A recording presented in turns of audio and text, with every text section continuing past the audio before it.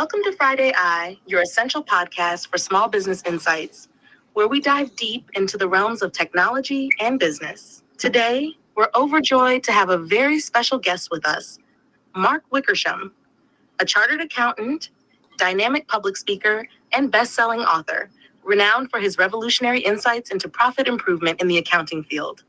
Mark's journey is a testament to real-world success, beginning with his own accounting firm in 1996. His groundbreaking 7-step fastest way to double your profits formula has been a catalyst for numerous accounting firms, particularly small businesses, helping them significantly increase their profits and strengthen client relations. Mark firmly believes in the transformative role of accountants as key advisors, capable of making a significant impact on their clients' lives. A prolific author, Mark has written several key books, including Effective Pricing for Accountants and How to Build a Successful Bookkeeping Business, addressing crucial topics such as pricing strategies and adaptation to technological advancements in accounting. At his Value Pricing Academy and Bookkeepers Pricing Academy, Mark imparts transformative strategies, sharing his deep knowledge on marketing, value pricing, and profitable business models. These academies have been pivotal for many accounting professionals, leading to remarkable growth in their businesses. Join your hosts, Andrew Wall and Kasim Mukhtar, on Friday Eye, as we bring Mark's expertise to the forefront. We're set to explore the intersection of accounting, technology, and small business growth, sharing our hands-on experiences with tech and business innovation. Let's embark on what promises to be an insightful and inspiring journey. So hopefully that was a good intro, Mark.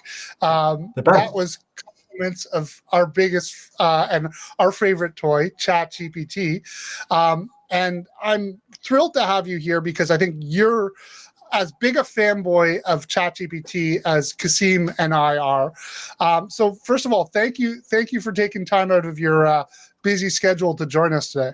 You're welcome. You're welcome. It's obviously it's late here because as you know, I'm in Portugal, so it is 6 o'clock in the evening on Friday.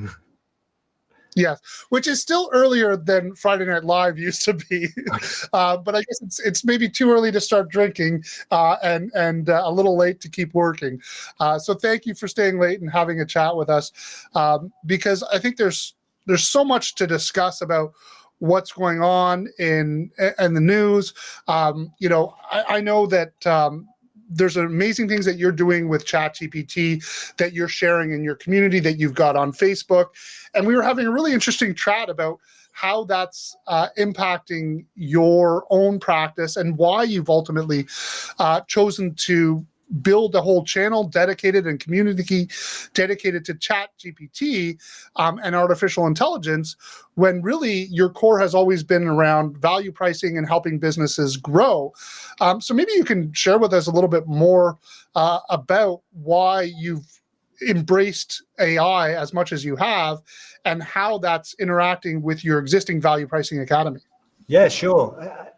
I think it's because I've been teaching the profession since the year 2000 now, so it's over 2 decades, and I realized early on in that journey that the single fastest way to change profits is through getting the pricing right, which is why I kind of latched onto value pricing. I discovered it in my accounting firm back in 1999. It had a huge impact on me. So I've always been a big fan of value pricing because of the impact it has and the impact I've seen.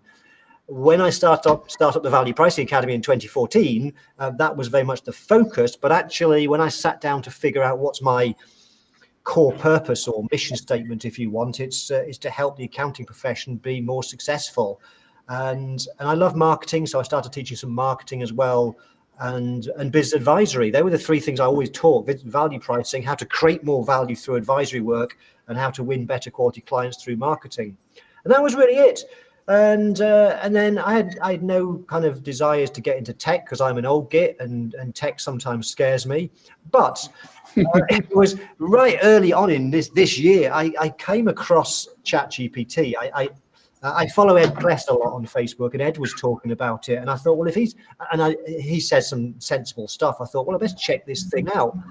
So I watched a couple of YouTube videos at the start of the year, and suddenly this light bulb went on. I thought, wow, this is going to change everything. absolutely everything. And I decided that, number one, I owed it to my audience, the firms I work with, to help them manage all of the things that are going to come at us. So I got excited because I wanted to help the accountants I work with. I also was just intrigued by the whole thing. And I said to you, Andrew, the third reason was because although I have no intention of retiring or selling the Value Pricing Academy, because I love it, I have got to think of exit strategy. And my daughter and Sarah's daughter work for us, Gabby and Emily, and I decided a year ago, do you know what? I'm going to pass it on to them when I'm done.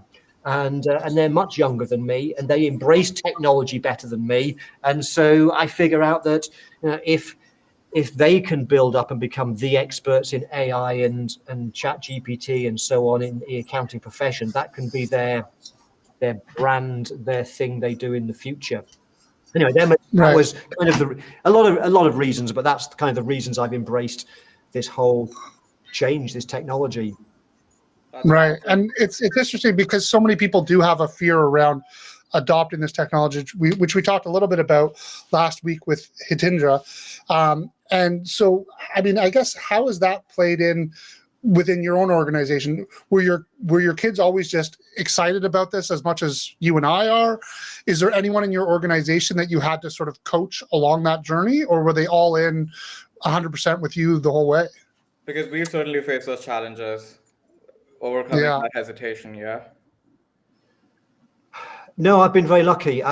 We have in our business, we're a 5-people business. It's me, it's Sarah, it's Sarah's daughter Emily, and it's my daughters Gabby and Tasha. Although Tasha's temporary, she came out of university early this year. So there's the 5 of us, and the only person with some resistance is Sarah, because she's, by her own admission, she's slow to change, and so she's not quite so excited yet. But Emily, Gabby, and as soon as I showed it to them, they went, wow.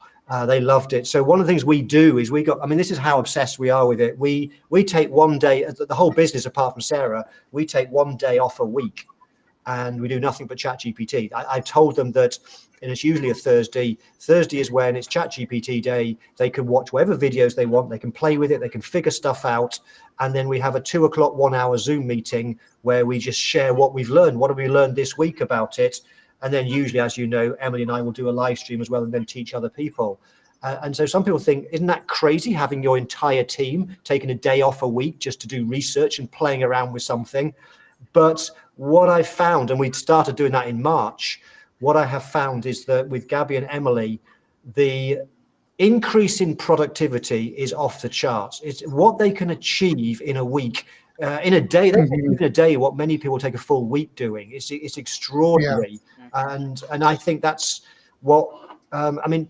There was some research, Andrew, I came across some months ago now that I think in the US that AI skills is one of the things that now employers are looking for in employees, and prompt engineering, and it's clear why, because it increases productivity so much. Mm-hmm. Yeah. I'm in complete agreement with you. And we do something similar. I'm not all in with 100% of my employees yet, but we take our Fridays usually, and we spend that working with Power Automate and ChatGPT. I'm up to only about 4 people who come to that session every week, but I am slowly growing it and rolling it out to my firm. And you're absolutely right. I mean, the value that we see, that what you get out of it's counterintuitive, right? You're like, how can I take an entire day out of, production and, billable time and spend it on non-billable time? It's because you're increasing your productivity that you're going to get for every week thereafter, not just that day, but every other day that's going to follow, which is incredibly powerful, right? And it's the other thing that what we're finding is that it doesn't take much of an introduction to take those people who have been skeptical and wow them and blow their minds with what the capability of the AI is, to get them on board with going, okay, yeah, I can see the vision, right? With the RPA stuff, which I talked to you a little bit more, that's a little bit harder because it's a bit more of a technical skill. But the beauty of what OpenAI did with ChatGPT is they made it such an easy to use interface. It's just a chatbot, right? The And it's so barrier to easy entry is very low. Yeah, exactly. And I mean, speaking of that, I mean, maybe we should talk about what's going on in the news. I know you've had a look at least what's going on with the discussions about Gemini, and I mean, last week we were talking about how exciting and how blown away we were, only to find out this week that it was all faked, and that's more the vision of what they want it to become than where it is. But what's your take on Gemini? Will it be replacing ChatGPT for you, or what's your thoughts on what they released? What and what are your thoughts about the fact that they faked it? And will it for you be replacing ChatGPT? Yeah, great question. I spend a lot of time every week learning stuff and watching YouTube videos, reading blog posts and stuff on this because I'm completely immersed in it. And one of the things that I keep seeing is people doing research reports, testing the models, which ones are the best models, and every one that I come across usually comes across that ChatGPT 4 performs the best. I think the last one I looked at in detail, I think Bard is sometimes better than ChatGPT 3.5. There are pros and cons with all of them, and I think that it feels to me like all the rest are playing catch up. There are some big advantages of some. So Claude 2, when that came out a few months back in the summer, the big thing about Claude 2 is it can take so many more tokens. I think it's 100,000, which is great. Claude 2 is a great tool to use if you want to be summarizing huge documents, and that might be, for example, complex tax code. If you've got the tax code and you want to quiz it, then Claude might be the better tool than ChatGPT. I know that you can never dismiss Google. They're always going to be doing something. I know they panicked when they launched Bard in late March. I think they launched it too early. Apparently, it was a bit of an embarrassment, but they had to. They panicked because when Microsoft put all that money into ChatGPT and put it into Bing, then it looked like it could kill off Google. So they reacted, and they've been playing catch up ever since. The Gemini looked amazing. It really did, until I discovered that it wasn't all true. And when I've delved into it, it seems that it's still not as good as ChatGPT 4. And so for me, until I see something consistently saying it's better than ChatGPT 4, I'm going to stick with OpenAI for now. It is the best. It's the leading one. But as I said on my live stream, Andrew, this week, yesterday, I think it was, don't bet against Apple, because they are putting huge amounts into this. And I wouldn't be surprised if 12 months from now, it may not be OpenAI that number one. It could be Apple. It could be Google. It could be Meta. Meta are doing some really interesting stuff as well. Who knows? This space is so new. It's only 12 months old. It's just amazing what's happened in 12 months.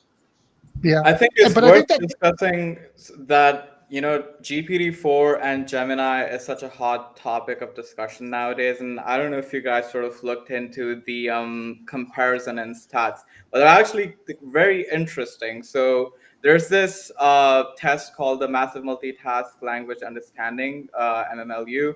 And what it basically does is that it kind of tests the AI model on, it's like an SAT type questionnaire with multiple choice questions. And it tests the AI model on how intelligent it is over 5 subjects or something.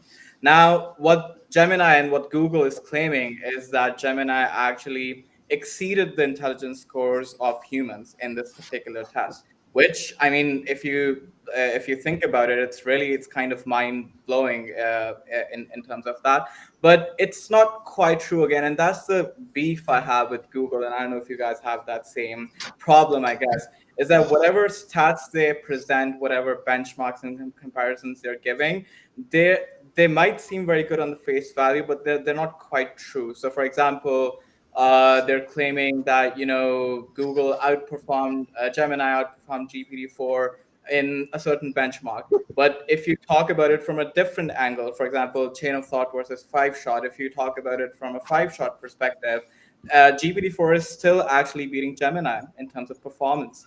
And even in some benchmarks like the HelloSwag benchmark, GPT-4 is beating Gemini still in terms of acting more human. So throwing it back to you guys, do you think where will be that sort of tipping point? Will it be 5, 6 months, a year even before Google actually catches up? Because it seemed Google used to be that AI company, but now it seems like they're sort of panicking. Even with Gemini, they released it a bit early. Not all the languages were done. Can they ever catch up? Because it's a big discussion nowadays.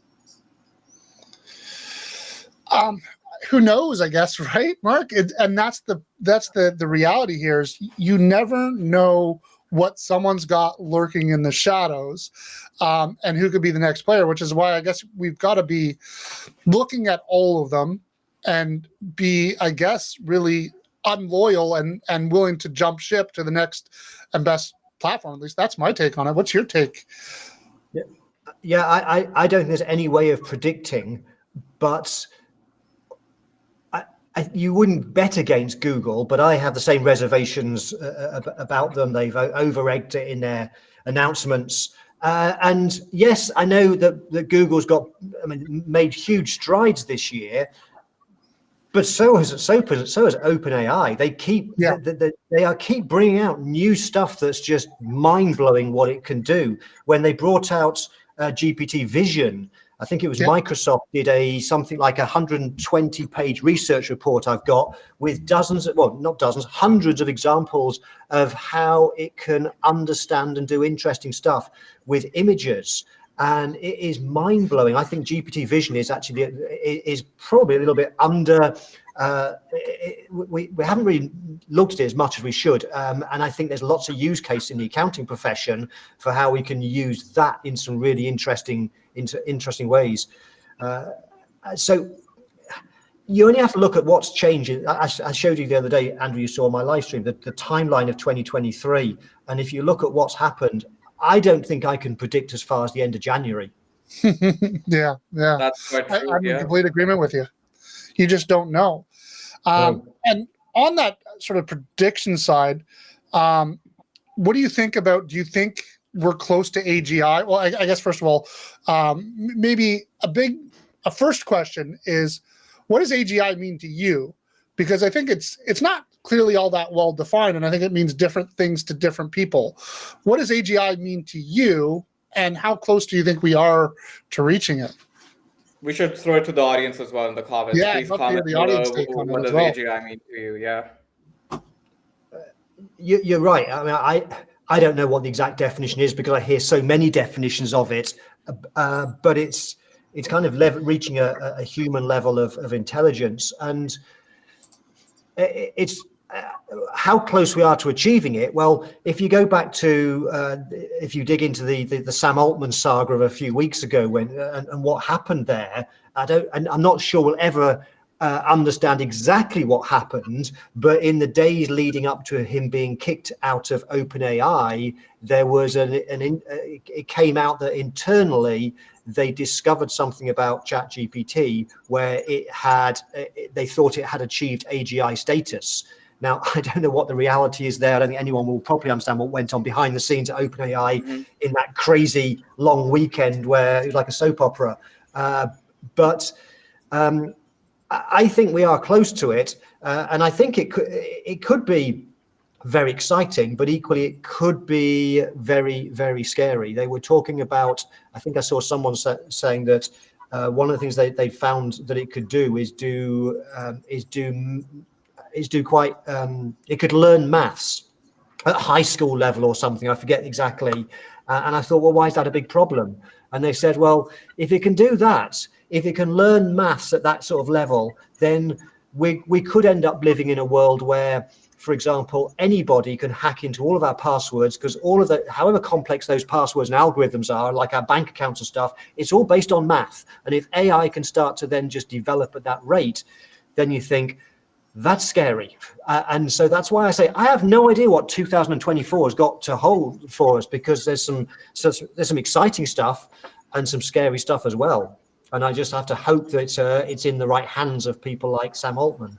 Right. It's interesting you mentioned that, because there's this TV show called Silicon Valley. I don't know if you guys have seen that, but at the end of it had like 4 or 5 seasons or something. And at the end, they killed this AI model created because of this exact same reason, which was that it could literally hack into anything, And I think it kind of ties back to your earlier point, Mark, as well, where you were like, we can't predict how AI is going to unfold. But I mean, I think you guys would agree, like 3-4 years ago, we probably would have said that ChatGPT is AGI, but these definitions keep changing, right, as AI grows more advanced day by day. Absolutely. Yeah. I mean, to me, I kind of look at AGI to me and just being like, when it actually works really like a real actual human. And a big part of that will be video, right? So I think when it's able to work with video like they made us feel like Gemini could, even though it doesn't, but being able to interact in real time with video and not having to be a prompt engineer to use it, to me, that's when we've got AGI, right? When it just is, it's like having a conversation with Mark, but it has the entire knowledge of the world. That to me is when we've achieved AGI. And again, that crystal ball, the one thing I know when you look at things like Moore's law and the computing power, not to mention what's going on with quantum computing, I think we are far closer to that reality than any of us can even imagine. And I think that there's lots of stuff we don't know about what's going on. I mean, you look at the whole drama of what happened with Sam Altman, and you know that there's something deeper underneath that drama that we have no clue what's going on. And to me, that had to be around AGI. Like, what else could have spurred all that drama, right? It had to be around AGI and the concerns about what it was doing and whether it was going in the right direction or at the right speed, right? Yeah, at least sure, I agree. Yeah, there was certainly some. There's like this growing concern. I don't know how much you guys believe in it, but is there a singularity? Will there be a Skynet? Like, because people like Elon Musk even have sort of advocated that, AI, it's not very, it can be very dangerous. So do you guys think that that's possible, or is that a bit of, just sort of like fear mongering, which people are just spreading because they don't really understand AI at this point? I think that there are a lot of people with the fear mongering. I guess I'm just an eternal optimist. I look at the upsides and for example, the amazing strides taking place in health and medicine. For example, thanks to AGI, they've figured out now what causes Alzheimer's. So that could be a thing of the past soon. It's kind of predicted that, by the time I get to 2030, a lot of diseases and cancers and things, they will have been eradicated. There's also this whole thing around about aging and moving towards immortality, which is really fascinating when you start to dive into that. And there are people that are predicting that by 2030, we will be able to slow the aging process down quite significantly. And you think, well, that's not that far away. That's only 6 years away. And it may be, and then that throws up all sorts of questions itself. What happens if we don't die and we're already an overpopulated planet? But it goes back to I don't think anybody can predict the next 3, 4, 5 years. All I can say is we're going to be in a very different world 5 years from now. Yeah. And I think the one thing is that what we can safely say is that AI is going to replace some jobs. Will it become like the WALL-E movie where we're in spaceships looking at VR getting fat? Or will it just shift our focus into other things, which is more where I sort of see it? But there's no doubt that this is going to be the next revolution, right? We had the Industrial Revolution, which mechanized manual labor. This is the white collar revolution that's going to automate the white collar jobs, right? So we've already seen what happened with the Industrial Revolution with blue collar. It's the same thing now, just for white collar. Did those blue collar jobs go away, or did they transform into different roles? There's still lots of blue collar jobs that exist out there today, despite the fact that you have robots on the assembly lines at every major auto plant around the world, right? So, and unfortunately, we don't see auto workers in VR getting fat on a cruise ship. It's just put them into a different role at the same plant, right? They now have to make sure that those robots function every single day. And they've, as a result, had to upskill their knowledge and move up the value chain into more sort of white collar positions. So I guess the question will be is, what's after white collar, right? Where do we go when we have all this immense knowledge at our fingertips, and one person can create an entire firm of AI generated GPTs that are your sales manager, your marketing manager, your HR manager, your every aspect of your business? You can now have someone there to assist you and to take that weight off your shoulder, which just gives you the capability to exponentially deliver more. And so what I think we're going to see is a lot of young people embrace that. And we're going to see these firms that, traditionally had to scale with startup and hire on huge amounts of people to grow. Now they don't need to hire on those huge amounts of people. It's just going to be building and developing more GPTs. I think that's where my definition of AGI lies, because I get we want it to be like, this sort of all-knowing Iron Man Jarvis like sort of thing where you just talk to it, you show it a bunch of things, and what Google essentially showed us what potentially Gemini could be.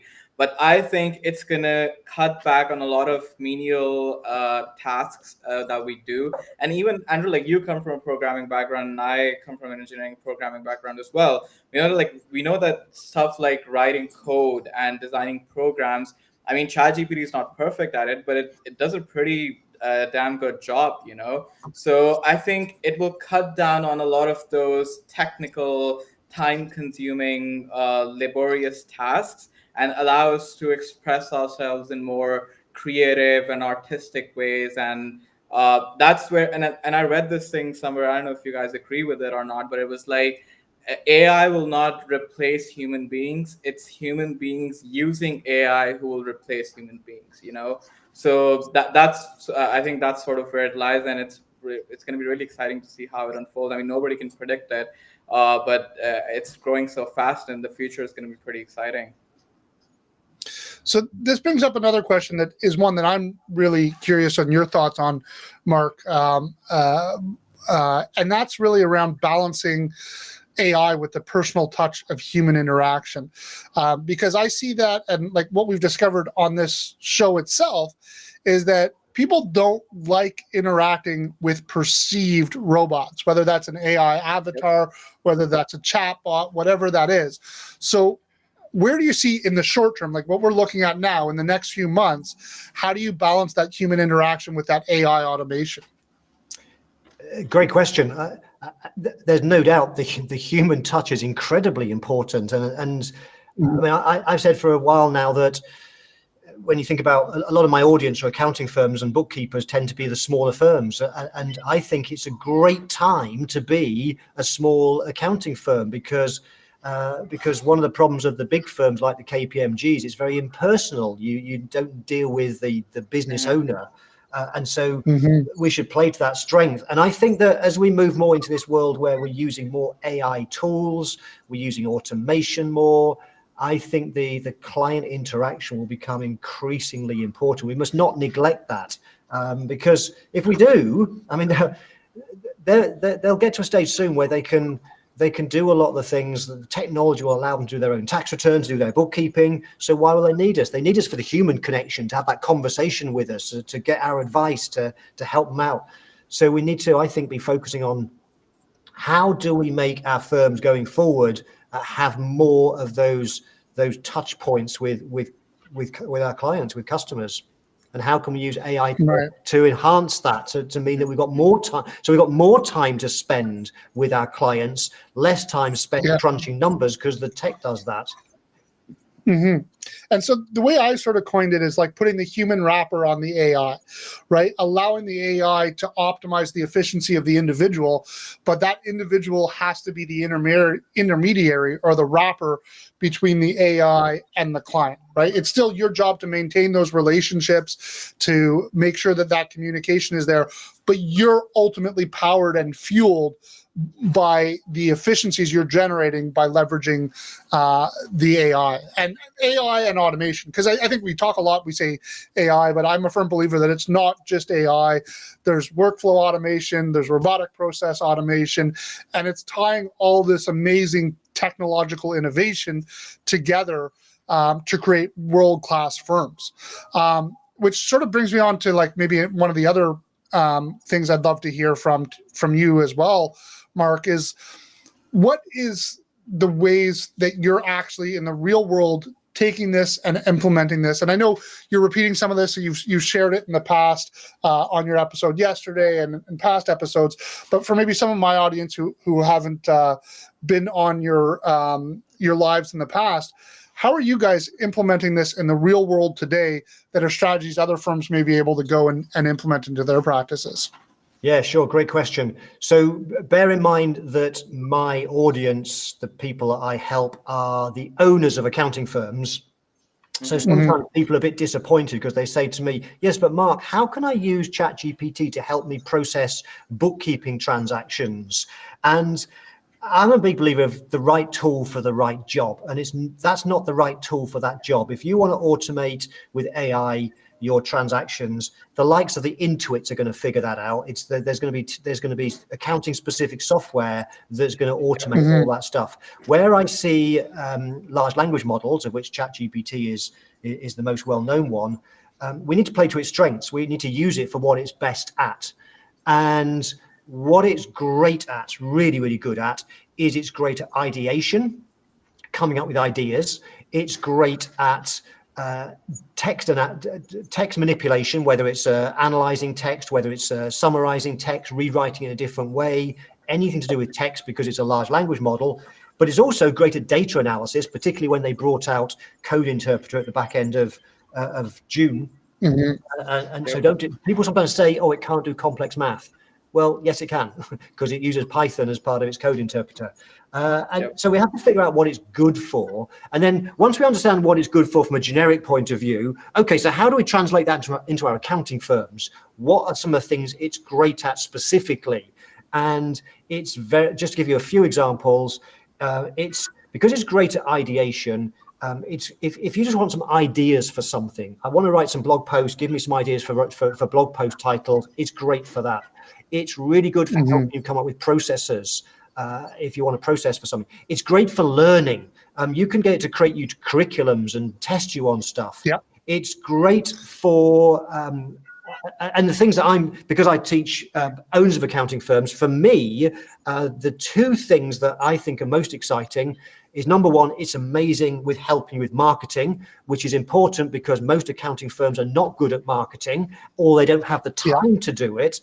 Well, this makes marketing so easy. You can create marketing content really, really easily with ChatGPT.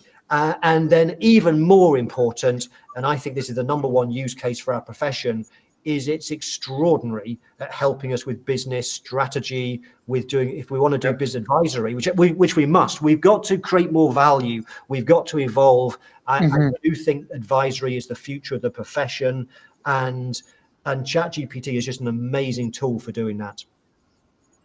For sure. Yeah, I think, Mark, you mentioned it's like good for, I think it was in one of your videos, that it's good for writing synopses and summarizing stuff, because that's what you do, right? So it's amazing at all those things. One sort of addition I would make to Mark's point is that it's awesome with marketing, and I personally use it a lot in marketing within our firm. One thing to stand out, it's a free tip for everyone watching the episode, the show right now, is if you want to stand out in your marketing content and your strategies using ChatGPT, you need to have some of that human personal touch, because whatever Mhm. content that ChatGPT, it's amazing, it's detailed and stuff like that, but sometimes it can get it wrong if you don't give it the right prompt. But the key, which is going to make you stand out in the Google's SEO algorithm and within social media as well, whether it's TikTok or Facebook or Instagram, is you tweak it a bit and make it your own. I mean, I get you can already do that with custom instructions, but even with those custom instructions, 9 times out of 10 you have to tweak it and make sure that it aligns with your voice, and make sure that it abides by all the search engine algorithms, so that your content actually stands out, right? Google has a lot of strict checks in place to make sure that you just don't just like blindly generate content and put it out in a blog post or something. So there's smart ways to do it, right? And that's what's really important at the end, tying back to what we said earlier, is that human touch is going to be extremely important. Yeah, that's a Yeah. really important point, because I was telling my audience 6 months ago, I said that this opens up for us a window of opportunity to really build the brands of our firms using content marketing. Content marketing is arguably the most powerful form of marketing. It's about creating content to position you as the expert. And this allows you to just do content marketing on steroids. But it's a window of opportunity because more and more people are going to use large language models to create their content, to write their blog posts. And if everybody's doing that, then suddenly it levels the playing field again. And the big problem is a lot of people are going to not bother to learn prompt engineering and so on. And we do know that without the right prompts and without the right training, it does create really bland copy sometimes overhypey. I don't know about you, Andrew, but I can read something that somebody's created, and I can tell it's And you can by tell. ChatGPT. You can tell it's ChatGPT. And when I start reading something that's been created by ChatGPT, I switch off and give up and think, well, I could just ask the same question and get the same advice myself. And that is a big problem, and we have to do it in the right way, and as you said, bring in the human touch to it. Yeah, I think you're absolutely right. I mean, you can tell right away. I remember when we got our very first client that came through ChatGPT, effectively, someone who had used Microsoft's Bing and the ChatGPT engine to look for an accountant. And thankfully, we came up on the search, and I got this nice message on LinkedIn from this client, and I knew right away that it was ChatGPT. And so when he came in, I asked him, I'm like, oh, so I noticed you use ChatGPT. I love ChatGPT.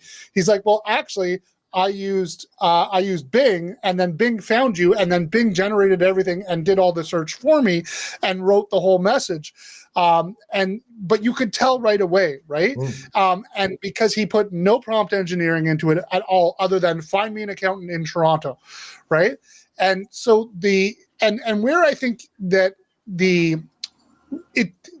everyone has access to this tool, I don't think that makes it a level playing field, because it is going to be about the creativity that goes into the prompt.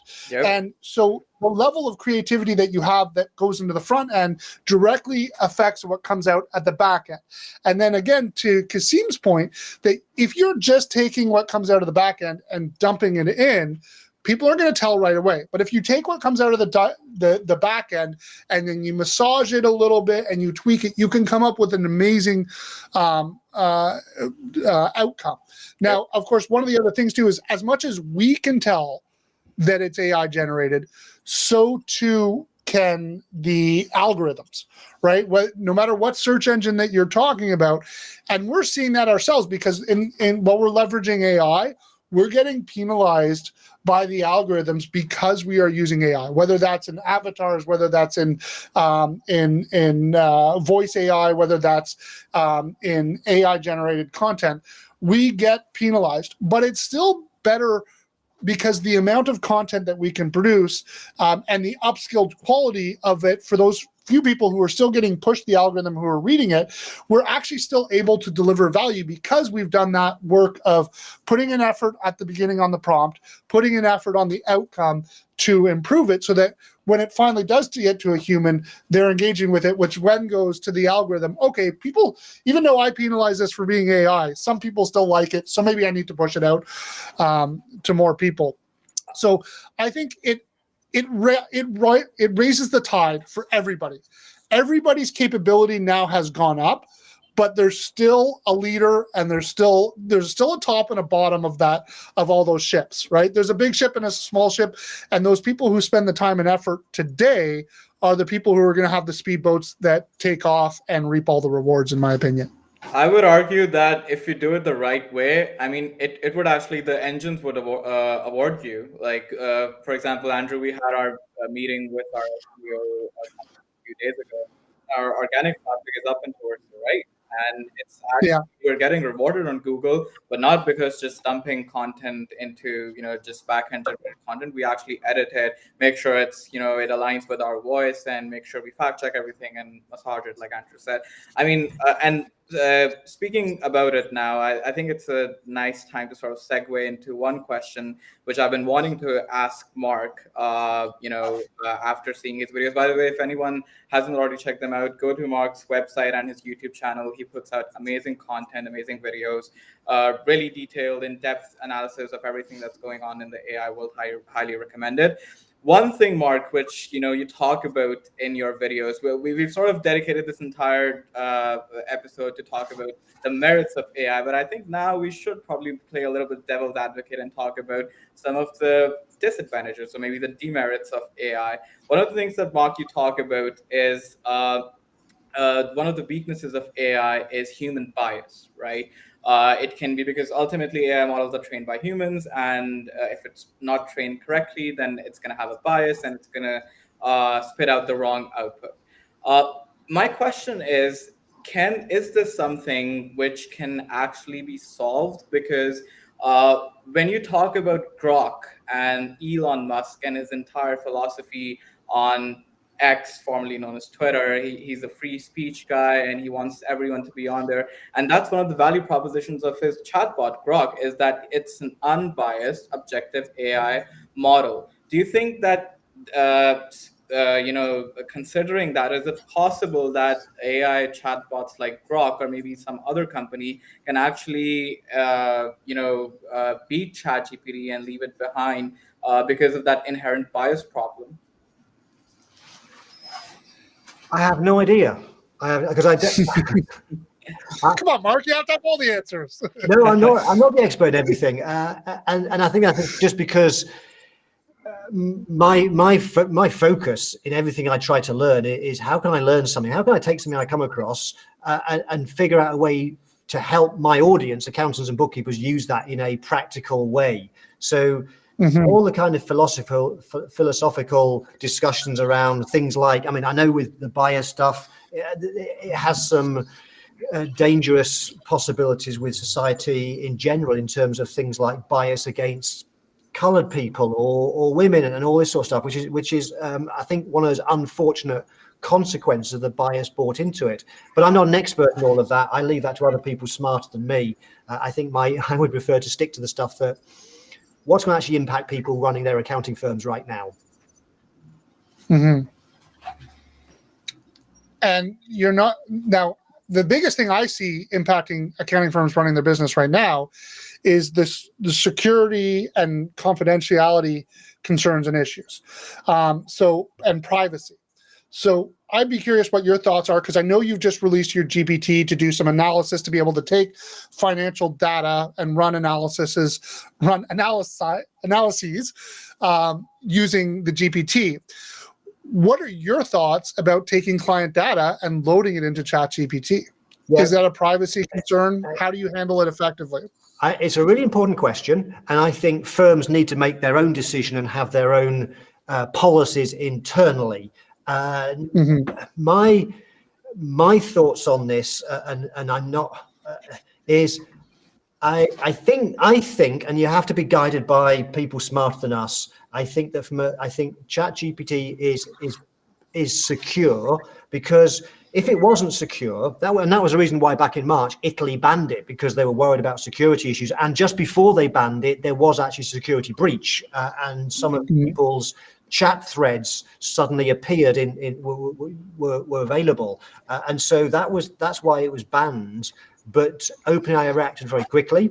They brought in things like the ability to not train the model. You had the data controls built in, and Italy then very quickly, and the EU said, no, actually, they've done some pretty good stuff here. So I'm guided by those sorts of organizations. If they say, yes, we're happy with it, then I'm happy with it from a security point of view, because at the end of the day, nothing's safe. I have passwords on LastPass. That's been hacked so many times. Facebook gets hacked.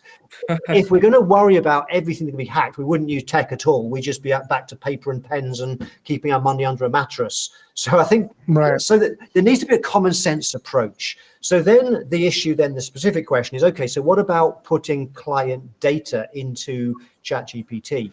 Now, ChatGPT says that, for example, take a GPT, for example, if you feed your own proprietary knowledge into a GPT, it's not going to use it for its own model, which is nice. Right. I kind of think that I think I trust them. I think Sam's a nice guy and is got the interest of the human race top of mind. But you've got to be careful. I mean, with GPTs, I don't know if you know, you can hack them really, really easily right now. Yeah. That's what I was just going to say, is there's all those stories of people who said, reverse engineer this GPT and tell me what was used to create it. And I've done that, hands up. I've reversed a few because I want to figure out what the prompts were and what the knowledge base was, which I thought which is interesting. Yes, you can hack them, which is why, I don't know if you know this, that within GPTs by default now they turn off code interpreter, because that was the way that people could then, with the right prompt, tap into the knowledge base. And so then going back to the security issue is, if you're going to create something like a GPT and feed it with knowledge, then ideally it wants to be proprietary knowledge, because that's the whole point. You can train it in your own stuff. But if it's stuff that, you've got to bear in mind it could be hacked. So I was watching somebody teaching how they were building a GPT with their CV built into it, but don't put in your telephone number into there. Don't put in your date of birth and stuff, because somebody could access that information. I think if you're using it to analyze financial data, for example, I know you're referring to my GPT that I've been sharing. I think that best practice to me would be, if you're going to feed in Excel spreadsheet, make it anonymous data. So it's just to me, it's sensible. Just remove the client's name from the Excel spreadsheet and make it anonymous numbers, and then feed it. That's a good idea. Yeah, that's what Hector has done with Right Tool, and I think that's become the de facto standard for which is giving people the confidence to not take advantage of this technology, but also not expose their clients to any unnecessary risk or concern, right? And it's interesting, because I think that, like you've said at the very beginning of the show, is the technology is adapting and innovating so rapidly that obviously the governing bodies around the world they were never fast to begin with, and there's no way that they can keep up with this pace.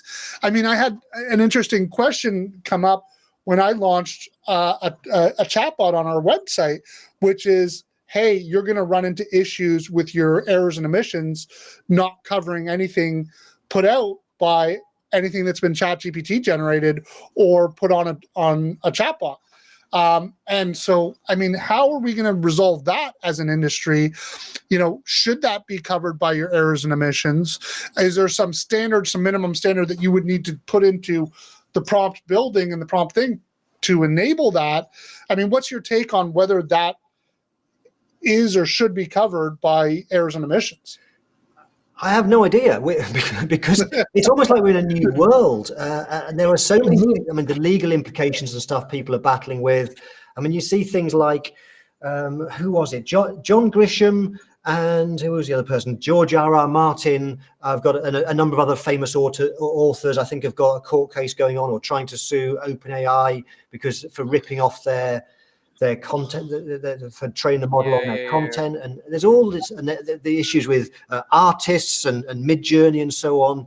And then there's this issue is, well, are there copyright issues? Do our laws protect people properly? And kind of my view on that is, if you think about copyright, for example, because I'm an author, so and I saw.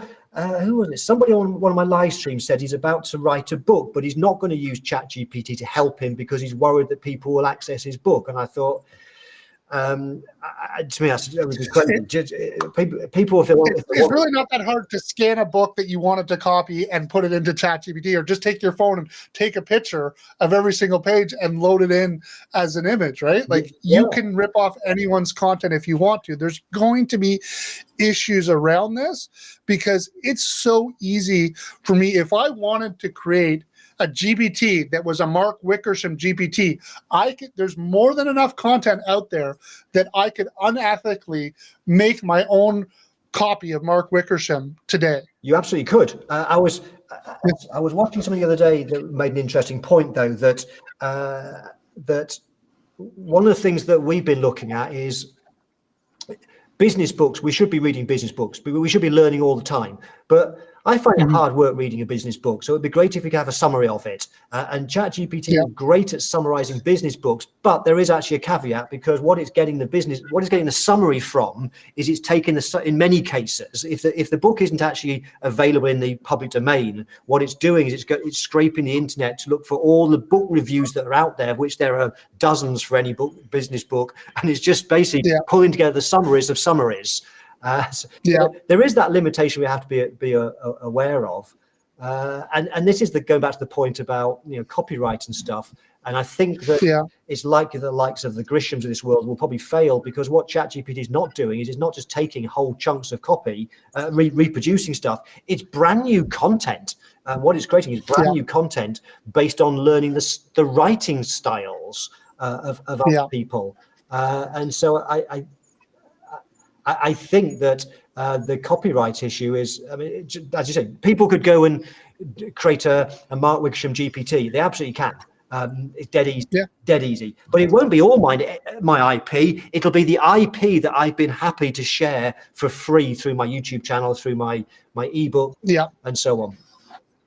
Yeah, I think one sort of counterpoint to taking that, your book that you've sold and them taking that and putting it into the GPT, which could be done as well too. So I mean, hopefully we're gonna start seeing some court cases around that, and people and come up with a policy and a standard around how that should be handled. Because to be honest, we're all excited about the ethical uses of AI, but there is always going to be black hat actors out there who are using this for nefarious purposes. And we need our policymakers to catch up and putting the policy in place to protect against that.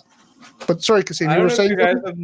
I don't know if you guys have noticed, but when you play around with Dolly and it generates images, and I've actually it's not something I've read about, I've actually come across this myself, is that usually when people trademark photos, they have their watermark on it, right? It could be on the bottom right or the top right and something like that. And when Dolly generates images, in that corner of that image, it usually has something blurred out. And this actually raised an entire debate on the internet, is that are they, actually taking copyrighted images and editing out the watermark or the logo? And I mean, it's a thin line, because to Mark's point, what it's doing, it's a transformer. It's creating content on the fly, and it's new content for sure, even with images. But I mean, it's taking inspiration from all the stuff that's out there and the stuff it's been trained on. So yeah, it's a thin line. And I don't know if you guys remember that Sundar Pichai Congress hearing and Mark Zuckerberg's Congress hearing. I mean, the policymakers that we have right now, pretty much everywhere in the world, and those hearings, Mark Zuckerberg's and Sundar Pichai's, are kind of testament to that, is that our policymakers, unfortunately, don't really understand technology, or if they do so after a very long period of time. Maybe after all the repercussions have already taken place or something. So it's going to be really important that balance, that so that innovation isn't stifled, but there's still some sort of legislation and regulation in place to ensure that all of these ethical considerations are concerned. But one final point, which I'm really excited to discuss with both of you guys, and I kind of want to hear your thoughts on this, is that we have this AI world where everything, it's all software and we're doing text in, text out. But if all of this AI technology we could transfer into some form of hardware in our daily day-to-day lives, and I know the obvious answer is a humanoid Tesla bot kind of robot which can help us do our groceries and stuff like that. But barring that, do you guys have some sort of hardware and form factor in mind which people can transfer this AI technology that we have to, and it can help us in our day-to-day lives? Is it the robot sex doll with AI built in? It could be. I mean, it's preference. Someone's going to build that. Someone is going to build that. I guarantee you. Like it happened with VR. Like it happened with VR. Yeah. To take it maybe back in for the last few minutes, because I think, Mark, I know what your answer is going to be is who knows. But we've only got a few minutes left. What I'd love to know is, obviously we talked a lot about ChatGPT. There's other AI tools that you're using. I'd love to hear a little bit, just maybe rip off some of your favorite, like what's your tech stack these days? We talked a little bit about you're using Ecamm, which I love because I was raving about the quality of the content that you're producing. So I know you're using Ecamm. What's your tech stack in this day and age for all the marketing, content production, and stuff that you're using other than just ChatGPT? I don't know. Should we get one of your daughters in? Because I've delegated all of that Your now. tech stack is two young ladies. Yeah. So I mean, my tech stack is the two things I love to do. I love learning and creating content. So I create a lot of content, Right. and I'm using ChatGPT for a lot of that. But I also just watch a lot of videos. I'm always watching videos, whether it's YouTube or buying courses. And then the other thing I love is I just love presenting and teaching. And so, as you rightly say, yes, I love Ecamm because it means if I need to show something on ChatGPT, I can just press a button and there's ChatGPT. If I want to show a PowerPoint slide, I can do that. And I love being able to. I love going live. I love doing webinars, and I love the fact that the setup I've got here just makes it so easy to make engaging content. And what I like about Ecamm, it goes back to you both made the point about the human touch and stuff. One of the things, because I've been teaching for many years, you've heard of death by PowerPoint. People want to see people, and I find the most engaging videos on YouTube are when it's somebody talking. And I hate PowerPoint with a passion. I think sometimes we can hide behind technology too much, and people just want to be in touch. They want to be able to see the person that they're interacting with or learning from. So my personal tech isn't actually huge outside of my setup for my studio right now. And then I use a few tools. ChatGPT, my other favorite, seeing as you asked, it's not an AI tool, but we love Trello in the business. It's probably our most used software. We run the entire business. I guarantee you Trello's got AI in it somewhere. Yeah, it's one of the few tools that's open on my desktop every day because my productivity, my work planner and so on is all based on Trello. And what I love about that is that the entire business is. So if I have a task for somebody, I create a Trello card, I move it to their weekly planner, which means it won't get forgotten. It's there with all the instructions. We use Loom to teach people. So I grab a Loom video, I put it into the Trello card, I delegate to somebody, they do it, they follow the process, they put it back on my board when it's done. That's the best tool that we use for delegating tasks around the business. Awesome. So with risk of going long, what I'd also one more follow-up question on that. So with all this content that you're engaging with, do you have any people that you'd recommend that we go and follow, or that the audience go and follow? I presume you're talking about in the world of AI content. Yeah, there are a few people. I mean, I'm continually just trawling YouTube for the best presenters, because this is such a new space, as we've said many, many times. There are a lot of great teachers out there. There are some very bad ones on there. And the biggest problem, though, the biggest challenge is finding the great ones out there where they're teaching stuff that you can then apply in the accounting world. So, but for example, one of my favorite people I watch is Matt Wolf. I love his show on YouTube. He's very switched on with his AI development. But the problem with Matt Wolf is he's largely talking about stuff, the changes which are extraordinary in video and in images, which isn't that relevant to the accounting profession. So I love Matt Wolf, but he's not the most relevant to us. I love Igor of AI Advantage. He's got some great stuff. There are lots of great people out there, but the challenge is finding people who are teaching stuff that we can then apply in our accounting firms. And I guess that's what my job is there, to find all those things and then figure out how can we use these ideas to create better marketing, to do business advisory or whatever it is. Yeah. And if anyone else out there is anyone that they'd recommend that they follow, please post it in the comments and share. We've gone a little bit over today. Again, Mark, I really appreciate you coming out and joining us. As you know, this is very much, as we said in our pre-show, this has been a proof of concept. We're really excited about what we're going to be bringing out in the new year. We're going to be rolling this out with even more investing into this platform. We are going to continue with the labs. The hands-on labs will continue, but they're going to be brought into our learning management platform because for fear of having more problems like we had when Jim Harris was on and the technical issues that we had. So be on the lookout for all the new amazing things and all the amazing guests that we're going to have in the new year. Mark, you are our last guest for the year, as we've got next Friday is right before the Christmas break and then New Year's. So we'll be back in the new year with some amazing guests. So keep a lookout. Check out our website, fridai.fyi, which is FRIDAY.FYI. And take a look at Mark's content on Facebook, on YouTube, in physical books. He's got some amazing content. Thank you, everyone, for taking time out of your day. And Mark, thank you for being an amazing guest, as always. Can't wait to see you again in person. Bye for now, everybody. Thanks, guys. Thank you.